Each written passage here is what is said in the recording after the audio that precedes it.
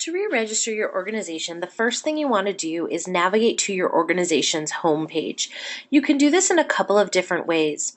You can use this Organizations tab here, which will bring you to the organization directory, where you can locate your organization. You can use this magnifying glass in the upper right corner, which will open the search feature, and you can type in your organization's name there.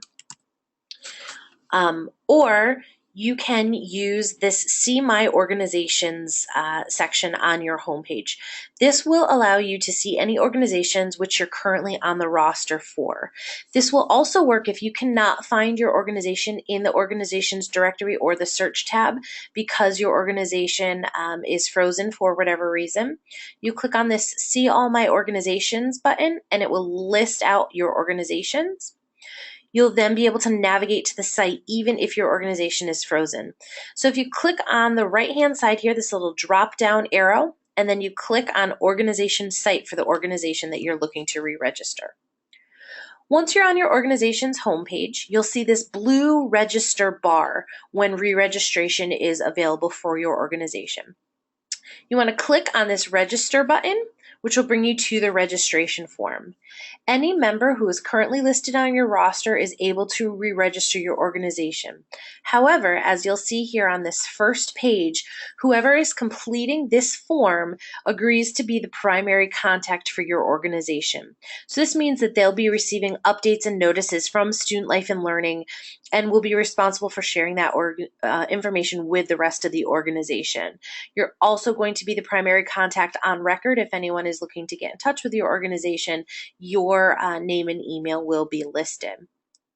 Once you start your re-registration form, you can pause it and go back to it at a later date. You do that by visiting this My Involvement page within beINvolved, and I'll show you how to do that towards the end of this video. So let's get started on the re-registration form. The re-registration form will walk you through and give you instructions for each step along the way, as well as give you links to resources you may need. So this first resource page talks about your organization naming guidelines. And if your organization chooses to use Indiana University, Indiana, or IU in its name, your organization must be listed as at Indiana University, or IU. So if you wanted to be the ice cream club, you couldn't be the IU ice cream club, but you could be the ice cream club at IU. Also, it describes here the difference between your organization description summary and your organization description. So the description summary is a 2 to 3 sentence blurb about your organization that appears on the organization directory page under your organization's name. For those organizations that were transferred to beINvolved from My Involvement, this may have defaulted to your organization's name a second time. We ask that you revise that as part of this re-registration process. Also, your organization description is a full description about your organization that appears within your organization's profile. So I've seen organizations go anywhere from a paragraph about their organization to some have a full charter written there. Once you read through those instructions, go ahead and click that you've read and understand the information and proceed to the next step. So the next step is your profile information. It will pre-populate with current profile information you have already for your organization, and you're able to update that. So again, here in the organization description summary, if you have your organization's name listed a second time, please go ahead and change that to a brief summary. And then you can fill your full description in here. For your site, this should already be completed as all re-registering organizations already have a site. You can also put in any organization contact information that you would like to appear on your site. So if your organization has an email address, a street address, a phone number, or anything like that they would like to add, you can update that here. The next step has you select your organization categories. These categories are shown publicly, and users can use categories to find organizations that are alike. So if our organization were a social organization, I can click on social and it will add it to my categories. Maybe we're also a service and philanthropy organization. So these are used by users, again, as I said, to sort through the organization directory as they're looking to find organizations to become involved with. They're also used by Student Life and Learning as we need to reach out to all of our service organizations or all of our academic organizations with different opportunities or notifications that may appear there. The next page is going to give you instructions about your organization interests. This is a feature we have not had in past systems, so it's really exciting that we have this within beINvolved. Your organization interests, though they may seem redundant to your categories, are different in the way that they work. Your organization interests are not shown publicly on the site.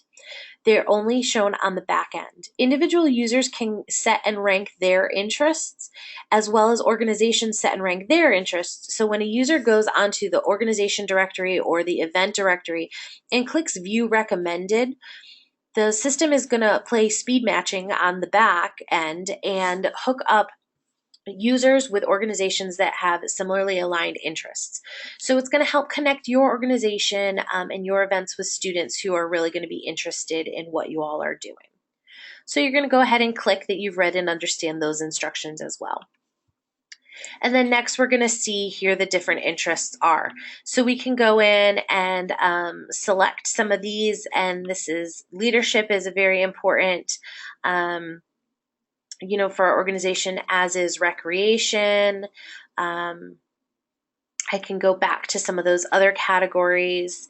As I mentioned, it's a service and philanthropy group, so we're doing local service and we're doing service abroad. And actually, service abroad is really important, so you can drag that up and rank those in different order. All right, so you select and rank your interests. And click the next button. And here we're going to have some questions just to assess some risk within your organization and help you mitigate that risk. So does your organization travel outside of Bloomington? And if you don't travel as an organization outside of Bloomington, you can answer no. Does your organization host international trips? If you do host international trips, as you'll see in this little tooltip, if your organization travels internationally, you must include an international travel clause in your constitution. And you can click on this link right here to go to the Student Life and Learning website where it states those required clauses. For this organization, as I mentioned in our categories, we do travel internationally. So yes, we do travel outside of Bloomington. Do we host any kind of service-based trip throughout the year? Yes, we do. Does your organization work with children? Again, if I click on this little tooltip here, if your organization does work with children, you need to include a programs involving children clause in your constitution. And again, there's a link here to link you to that clause. So our organization does not work with children. Do we have group housing? No.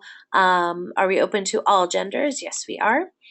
Does your organization have a training or new member process? No, we do not. And so we're a low-risk organization. All right, and once you answer those questions, you go ahead and click next. And it's going to ask if my organization is affiliated with any type of university, school, or department. So no, this organization is not. And so we can continue on here. One of the great things about the re-registration form this year is it's going to provide your organization an opportunity to sign up not just for the Student Involvement Fair, but for a number of other Week of Involvement events. So the Student Involvement Fair is the first one. It's happening on Monday, August 29th from 2 to 6 p.m. in Dunn Meadow, and you'll be given the opportunity to reserve or request a space at that fair on the next page. You'll also be given the opportunity to reserve a call-out meeting during that week of involvement here in the union.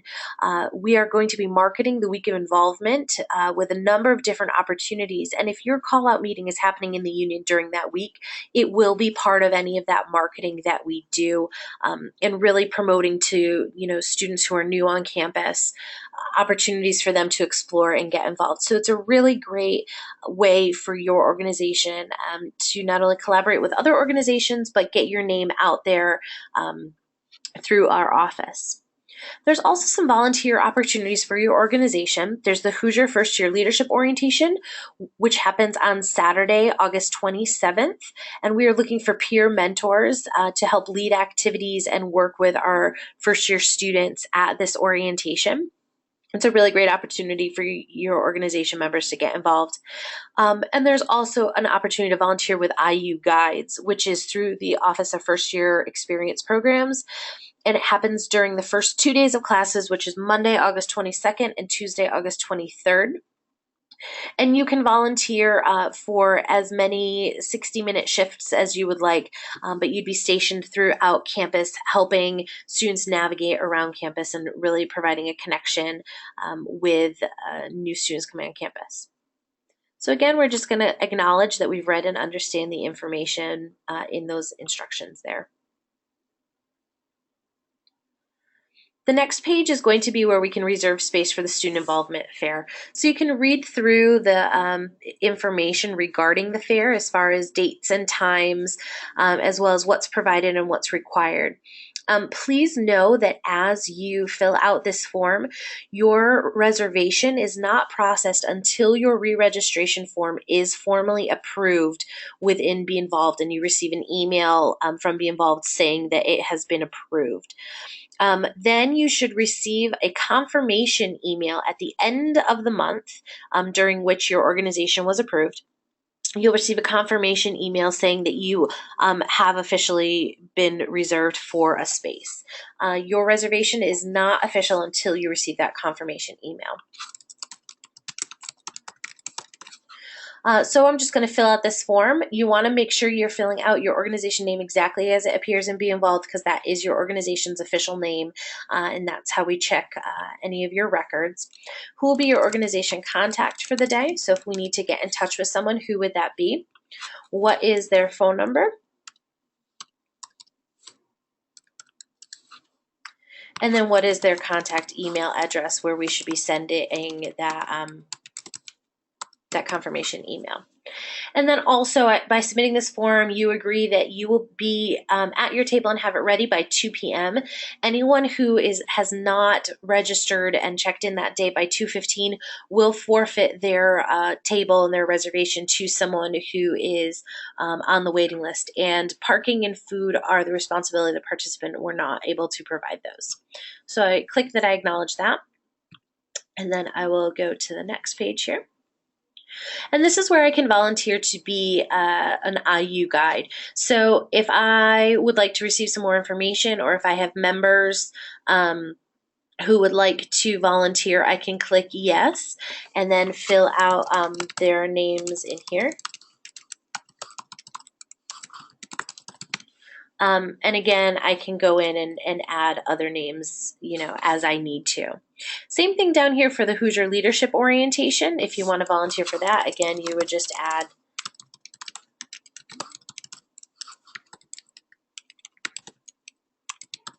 you would want to add their information there. So when you add their name and email there, you'll then receive some additional information from the organizers of those events, saying that, providing you with some more information. So would you like to host your call-out meeting in the IMU during the week of involvement, which is that second week of classes? And if I say that yes, I would like to do that, on the next page here, it's going to ask me to provide my preference here. So within that week, what would be my first choice preference? And so if my first choice is Thursday, my second choice is Wednesday, and my third choice is Friday, I can fill that out. And then what would be your first, second, and third choice of time? So if my first choice is 3 p.m., my second choice is 5 p.m., and my third choice would be 7 p.m. And I'm expecting about 50 members to attend that meeting. What we will do is we will do our best to accommodate your first choices and kind of go down the line from there. And you'll again receive a confirmation email with the date, time, and location of your call out meeting. Go ahead and click next. Next, we have the organization roster. All right, so your organization roster must have a minimum of 5 currently enrolled IU Bloomington students, and at least one of those members must be listed as president on your roster. All right, we also require that only IUB students are the ones serving as officers within student organizations, and that you do have an IUB faculty staff advisor on your roster and with your organization. So you can click that you've read and understand the instructions. And here's where your roster, your current roster, will show up here. And you can edit that as you need to, remove people from there, and then you can also add people up on this part here. So I'm going to go ahead and add some people.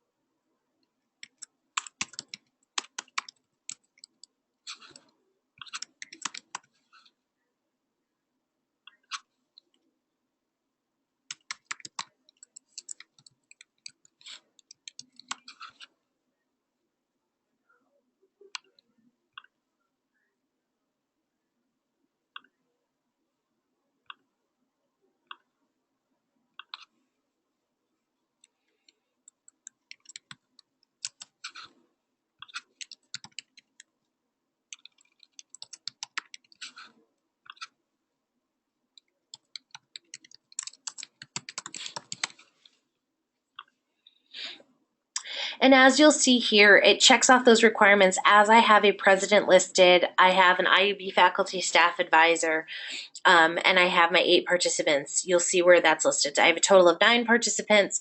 I have a president. I have an IUB faculty staff advisor. Please make sure that at least 5 of those people on that list outside of your faculty staff advisor are currently enrolled IUB students. I can select next. Please also note that with your roster, when you're adding someone brand new to your roster, the system is going to send them an invitation once your re-registration form is approved. So it's going to send them an invitation to join your organization. There'll be a link in that email. They need to click that link and accept that invitation before they will be listed on your roster. So you want to make sure that you're following up with your members and making sure that they're accepting those invitations. So this next screen talks about your constitution. All constitutions are required to have these 3 university clauses within them. All right.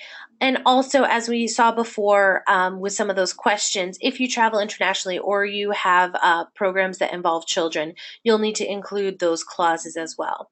If you need some reference to those, again, here's a link to the Student Organization Handbook where you can find those clauses listed out. Please make sure those clauses are listed in the exact wording you find them in the handbook. Otherwise, your constitution may be sent back to you for revisions. So once you take a look at that, go ahead and click that you've read and understand the instructions above, and click next. And then here we can go and we can upload our newest form of the Constitution. You just navigate on your computer to where that is, go ahead and upload that, and click next. And it's now attached the Constitution to my re-registration form. Your instructions are here for your profile picture. The main thing to note with your profile picture is that it cannot contain the block IU or any Indiana University trademarks. Also, similar with your naming guidelines within the first page, you'll see where you cannot use Indiana University at the beginning of your name. So your logo needs to reflect your name as it is in beINvolved as well. So go ahead and click that you've read and understand those instructions. And you'll be able to upload your organization's profile picture here. If you don't have a profile picture ready to go and you want to hold off on this step, you can always upload it to your profile at a later date, and that's fine. But if not, you would just use this choose file, very similar to the Constitution, and upload a file there. Go ahead and click next. And then we have some final reminders. So please note that your registration form is not submitted until you go to the final page and click the submit button. Re-registration approval process. This is really important. As you submit your form, it comes to Student Life and Learning, and we review it. Once your registration form is reviewed, it's either approved or it can be disapproved and sent back to you for changes. If it is disapproved, you'll receive an email from the system which will contain notes as to exactly why it was disapproved. Please read this email in its entirety so you know exactly what needs to be changed before you resubmit your form. The good news is it will save all the changes you've made to your form. If you use the link within that email to go and reapply, it will show you exactly where you need to go. You can make those changes. You don't have to do the whole process all over again. Also, please remember it is required that your organization attends a student organization orientation each year that you are registered. So please visit the orientation page, and there's a link right here on the Student Life and Learning website in the fall to register for one of those orientation sessions. Also, just a reminder that student involvement fair and those call-out meetings, your reservations are not confirmed until you receive separate confirmation emails from the folks coordinating those. So once you read and understand those, go ahead and click that you acknowledge that. And we're brought to the last page. So I can now go back and review any of these pages that I have been through thus far and go back and make any changes I may need to make. And then once I click this Submit for Approval button, this is the final step here. So I go ahead and I submit this for approval, and that's what submits my form to Student Life and Learning. If you do not click this button, what's going to happen is it's going to stay in your individual profile. So again, like I said, if you want to pause this at any point and move away from it and come back, you can do that. You're going to click on your individual profile up in this upper right-hand corner. You're going to go down to that involvement screen. That's the My Involvement screen that we were talking about at the beginning of the video. All right, and you're going to go over to Submissions. When you go over to Submissions and you go into Organization Registrations, you'll see where I have this sample organization in progress. To go back into it, I'm going to click on this little I button, which is to view the form. Okay, once you have submitted this organization, once you've submitted the form, this in progress will change to pending. Once the form has been reviewed by the Student Life and Learning Office, as you'll see down here below, it will go from approved, it'll go to either approved or denied. So this is a great way to see kind of where your organization is in the process of this entire re-registration process. If you have any questions along the way, please do not hesitate to reach out to the Office of Student Life and Learning.